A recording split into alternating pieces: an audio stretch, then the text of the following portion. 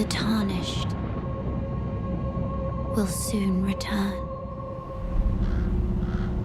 guided by grace once lost. 2 million sales of Elden Ring Night Rain in 24 hours. 30 million sales of Elden Ring in 3 years. In recent years, the popularity of the dark fantasy genre has become more commonplace. It has literally become a billion-dollar industry with tens of millions of followers, the majority of whom are men. But why is this? Where does the desire to stand against forces of darkness and corruption come from? And why now, in a society surrounded by peace and comfort, do we crave this more than ever? Firstly, just a quick breakdown of the genre. Dark fantasy is mostly characterized by its settings and its themes. Most medias within the genre present events following ages of war and conflict. This can be seen in The Lord of the Rings, which again takes place following ages of war and conflict, as is represented with locations such as the fallen city of Osgiliath. The other main text we'll be discussing today is Elden Ring, which takes place following the events of the Shattering, a war which decimated much of the world's environment and left behind husks of glory, as is demonstrated through locations such as Leyndell, the royal capital. These medias and the genre as a whole deal with themes of decay, corruption, and darkness, and the resistance against it. Whether this is through physical resistance, as is demonstrated through Elden Ring's numerous boss fights, or a spiritual resistance, as is demonstrated in Lord of the Rings through Sam and Frodo's resistance against the One Ring. Ultimately, the settings present seemingly impossible foes and tasks which must be overcome for the greater good. Now this video will be broken down into 3 main sections. First of all, looking at men's underlying desire for danger, purpose, and exploration. Next, looking at the history of the dark fantasy genre. And finally, looking at dark fantasy's place in society today. To begin to understand why the dark fantasy genre appeals to men so much, we have to go all the way back to the lives of our early ancestors. Now, everybody's been talking about 100 men versus 1 gorilla, but clans of 25 of our ancestors are believed to be responsible for having driven woolly mammoths to extinction. Imagine you're out in the middle of a blizzard, surrounded by the endless expanse of the tundra. Your beard is full of ice, and you can barely make out the silhouette of your brothers and cousins through the howling wind. You hear the scream of a mammoth and burst into action. The snow crunches underneath your feet, and your hands wrap around your spear. The massive expanse of the mammoth appears before you, and you each hurl your spears into the beast. It shrieks and swipes its tusks in retaliation as the snow is stained with blood. After chasing the animal down, it collapses. You and your brethren collect yourselves and will now be able to feed your family for months, and will be heralded as heroes for having faced the beast. Now, although this situation is somewhat sensationalized, the notion still stands.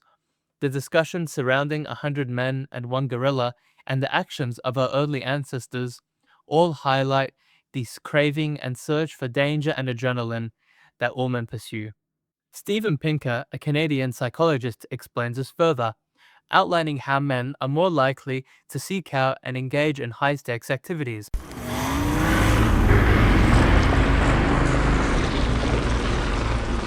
As these originally would have been rewarded with higher reproductive success. Now, I'm not saying you're gonna get any more action if you play Elden Ring, but according to the data, you should. Anyway, it's ingrained into our DNA to seek out these risks. And in a world surrounded by comfort, the unrelenting difficulty of games such as Soulsborne's and the fight and stand against corruption and darkness presented in texts such as The Lord of the Rings ultimately appeal to the male fantasy of facing impossible odds and to face forces that would normally wipe us out for the glory of a better tomorrow. Another intrinsic element of the male condition that we need to keep in mind is that of discovery. Throughout human history, the world was explored and documented. Across cultures, people journeyed out into the unknown on expeditions in hopes of finding out more about the worlds in which they inhabited. These men were seen as pioneers and held in a high regard by society, as they represented the triumph and development of civilization.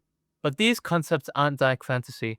This is just looking at men's search for adrenaline, the desire to overcome adversity, and the desire for exploration. How have these concepts been aestheticized into the desolate worlds of dark castles and otherworldly foes which we must overcome? To answer this question, we need to look at the origin of the symbols of the genre and their corruption. The motifs of the dark fantasy genre trace their way back to the medieval period. We saw the building of sprawling castles and knights charging into battle. Tales of warriors such as Alexander the Great, who slayed their enemies with ferocity and valor, inspired thousands of men to lay down their lives in hopes of achieving the same glory as their forefathers, and serving the worlds which promised them and their families safety, love, and glory. But some of these warriors' battles were not only physical, but spiritual. Soldiers of God, such as those of the Crusades, burst onto the battlefield with otherworldly strength and no fear of death. Any internal doubts or fears were abolished in the service of their Lord, as they laid their lives down for something greater than themselves. These men's lives were given a greater purpose, which served to promise them glory not only in this world, but in the next as well. This is particularly seen in medieval Europe, where creatures such as fire-breathing dragons were representative of the devil, and tales of them being slain invigorated men to pursue glory in battle against the evils of the world. These warriors of days past held onto what our ancient ancestors did. They fought to protect, to provide, and to serve those around them. They pursued glory and discovered their true purpose in the face of the greatest risk imaginable. These warriors were also surrounded by symbols which we now associate with their bravery: huge, sprawling castles, intricate handcrafted armors, and glistening weapons. We see these ideas, values, and symbols reflected in dark fantasy today. In The Lord of the Rings, we see Sting, Frodo's elvish steel sword. Its craftsmanship is admirable, and it also possesses a seemingly magical or spiritual element. It glows blue in the presence of orcs and goblins, beings of corruption, thereby solidifying it not only as a fine weapon, but as a tool to be used to defeat forces of darkness. We also get an exceptional showcasing of honor in Miyazaki's world of Elden Ring through the presentation of General Radahn. The world goes so far to uphold this warrior's honor by holding an entire festival around Radahn to give him a true warrior's death. He is presented as one of, if not the greatest warrior of all time, as he holds back the cosmos and commands gravity magic.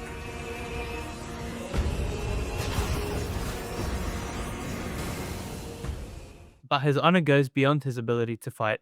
When digging into the lore, we learn that he initially learned gravity magic so that he could continue to ride his horse Leonard, despite his hulking figure, thereby solidifying him not only as a great warrior, but as a caring man whose mind has now been lost to rot.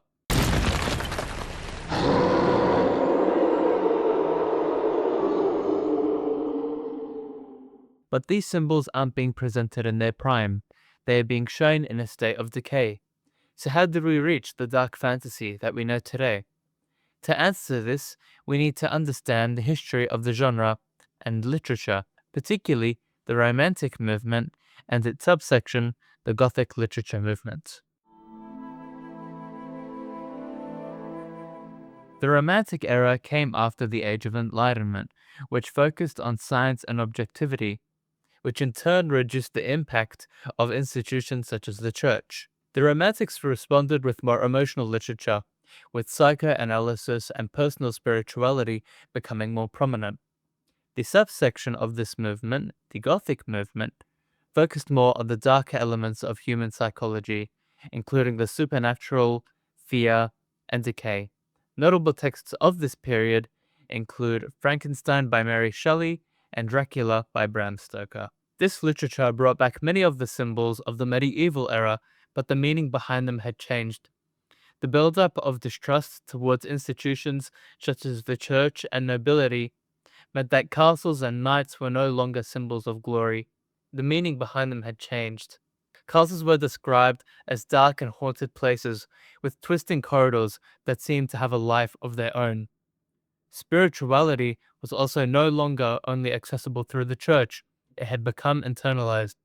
This left men to wander the desolate wastelands of their ancestors in search of a spiritual revival which had to come from within. The Gothic movement is the foundation of the dark fantasy genre. From the splicing of body parts of Godric the Grafted, which mirrors Frankenstein's monster, to the haunted castle design seen in The Lord of the Rings, its influence can't be overstated. Even thematically, the idea that former symbols of justice and valor being twisted and corrupted is key. The secret passages of the Castle of Otranto, the original Gothic text, seem to have a mind of their own and reflect the haunted halls of places like Stormvale Castle. Fast forward to today, we live in a postmodern world. Not only has spirituality become internalized, but ideas such as truth and objectivity have been replaced with subjective views on humanity. This is very different from how the world used to operate under institutions like the church and feudalism, which, although far from perfect, provided people with a clear structure and purpose to their lives. Even the way that we fight wars has changed. Now it's all missiles and drones, no more face to face combat. Without these structures, concepts such as valor and glory have faded, but the need to fight for something greater, that's still there. The world that we live in today is also already explored. Sure, there's a percentage of the ocean that remains unexplored, but for most people, the sense of global mystery is gone. Discovery has been replaced with coding and AI prompt engineering, which leaves men with an unfulfilled craving to engage with danger and mystery. Enter creators such as Miyazaki and Tolkien, Elden Ring, and The Lord of the Rings. Elden Ring is set after the Shattering, in a world filled with corruption, rot, blasphemy, and fallen warriors such as Radahn. The protagonist, the Tarnished, stripped of grace, must face insurmountable odds on their journey to becoming the Elden Lord. Whether it's scaling jagged lightning-struck peaks or defeating some of the hardest enemies in gaming, the player must overcome it all. The music alone evokes a tone of fallen grace which the Tarnished is on a journey to reclaim.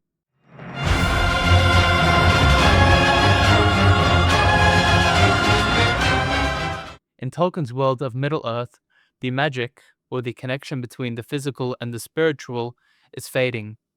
Morgoth's influence has corrupted the world, bringing in orcs and Nazgul. Frodo and Sam, simple hobbits, must make the impossible journey to Mount Doom to destroy the One Ring, and must resist its temptations. Aragorn's journey is even more closely related to the male condition, as he must prove himself worthy to reclaim his title of king.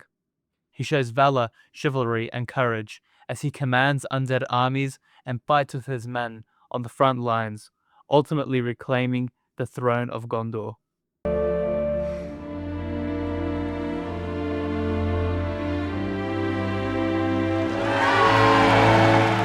These stories ultimately act as a catharsis. In our modern world, filled with online interactions, suburban isolation, and intangible jobs, these stories provide an escape.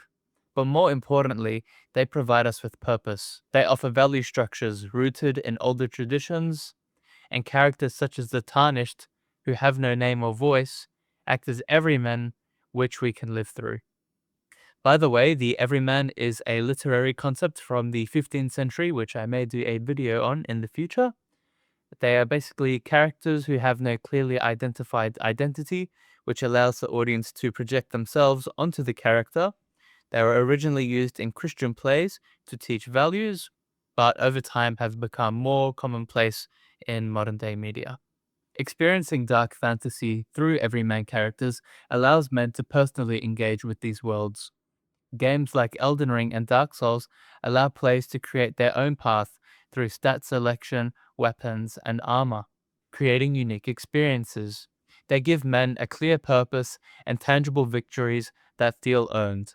And these rewards hit the same dopamine receptors that our Ice Age ancestors relied upon. This catharsis also comes through detailed world building. In The Lord of the Rings, we see amazing settings. The towering city of Minas Tirith and the hidden elven city of Lothlorien. We see them through Frodo's eyes, but only get a glimpse of the wider world. This limited scope creates mystery and encourages people to read the Silmarillion or play games such as Middle-earth: Shadow of War to learn more. And this accumulation of knowledge brings a real sense of achievement. Communities form around these narratives. Millions band together to share stories, to duel each other, and to elevate each other to a legendary status. These communities offer camaraderie and appreciation, echoes of the heroic societies that we've lost. Ultimately, in a world where inherent value and truth are fading, and where glory and valor seem like outdated ideas, the minds of Miyazaki, Tolkien, and others offer us fallen worlds to explore, understand, and conquer. Dark fantasy is more than ruined castles and epic swords. It fills a void and ties us back to our ancestors who lived for purpose, glory, and greatness.